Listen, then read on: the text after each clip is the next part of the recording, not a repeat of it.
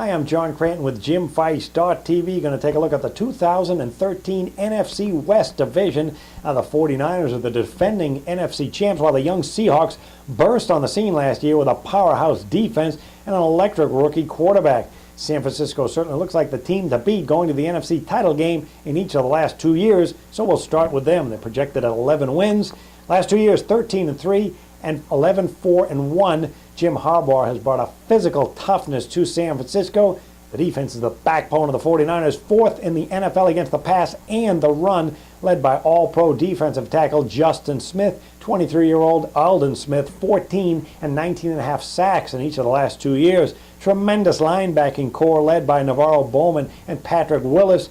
The defense adds lineman Glenn Dorsey, and the 49ers made a trade with the Cowboys, getting rid of the number 31 and 74th pick in exchange for the number 18th pick, and they used that to take LSU safety Eric Reed. Now, the offense of the 49ers not quite balanced like they wanted to last year, but still very potent, fourth in the NFL in rushing, 23rd in passing the football, led by running back Frank Gore, 1,214 yards, 4.7 yards per carry. He anchors the attack, plus they add South Carolina running back Marcus Lattimore in the fourth round of the draft. Quarterback Colin Kaepernick, he was the big story last year, throwing for 10 touchdowns and 3 picks while running for 415 yards, 6.6 yards per carry, a versatile weapon. And the passing game for this season looks so much better. They add wide receiver Anquan Bolden from the champion Ravens alongside super tight end Vernon Davis. He had 548 yards, 5 touchdowns. The loss of wide receiver Mike Crabtree, though, is key. 1,105 yards, 9 touchdowns. He has an Achilles injury in May, could be back late in the regular season. Now the 49ers cut erratic kicker David Akers and signed kicker Phil Dawson to a 1-year contract. That is definitely an upgrade. And the schedule, the first 3 games for the 49ers at home to Green Bay, at rival Seattle, and at home to the Colts, 3 playoff teams. But it's relatively easy after that, outside of a trip to New Orleans in November.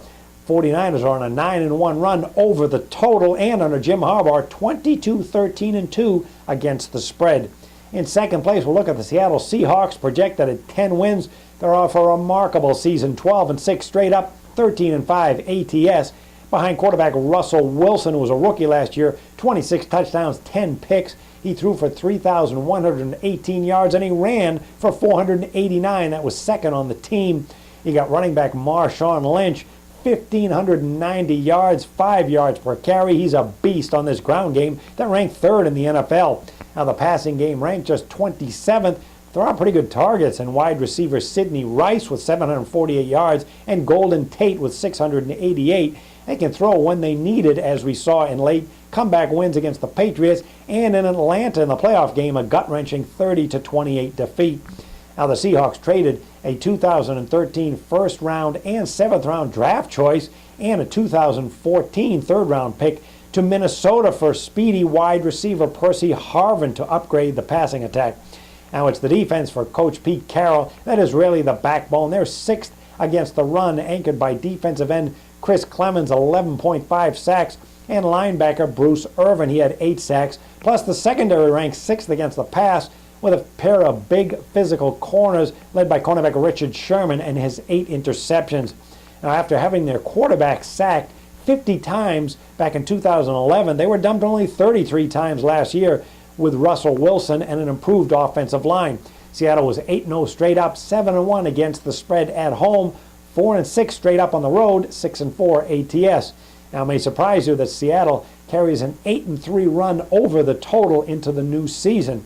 Now the schedule, they got 5 of their first 8 games on the road like last year, and the road games are going to be tough this season at Houston, Indy, Atlanta, San Francisco, and at the Giants. Now in third place, we're going to take a look at the St. Louis Rams, projected at 6.5 wins. Now after going 2-14 in 2011, last year Vegas projected the Rams at 6 wins, and they topped that, going 7-8-1 for Coach Jeff Fisher. This guy knows how to coach, motivate, and win, and he got the most out of a team that is rebuilding despite some holes and quite a few injuries. Now the offense for the Rams was 18th in rushing, 19th in passing, and they get rid of running back Steven Jackson. The last 2 years, Fisher has been adding speed to the roster to take advantage of being indoors at home. Quarterback Sam Bradford was pretty good. 21 touchdowns, 13 picks last year. He stayed relatively healthy while throwing for just over 3,700 yards. Running back Isaiah Peed, he's going to get more looks now, as will wide receiver Brian Quick. And the Rams add 6'5", 248-pound Jared Cook, a tight end with speed and talent to create matchup problems down the middle of the field.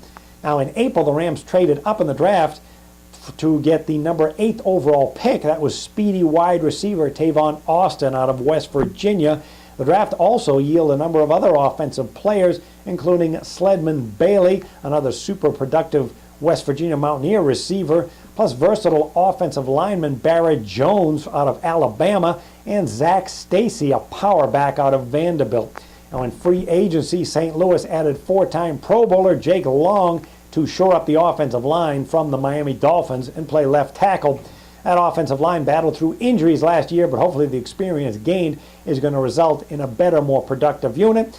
Tight end Lance Kendricks returns, as do second-year players who they like in wide receiver Chris Givens, 698 yards. Running back Darrell Richardson had 478 yards, 4.8 yards per carry. So really, you're not going to recognize the St. Louis offense, which looks younger and faster.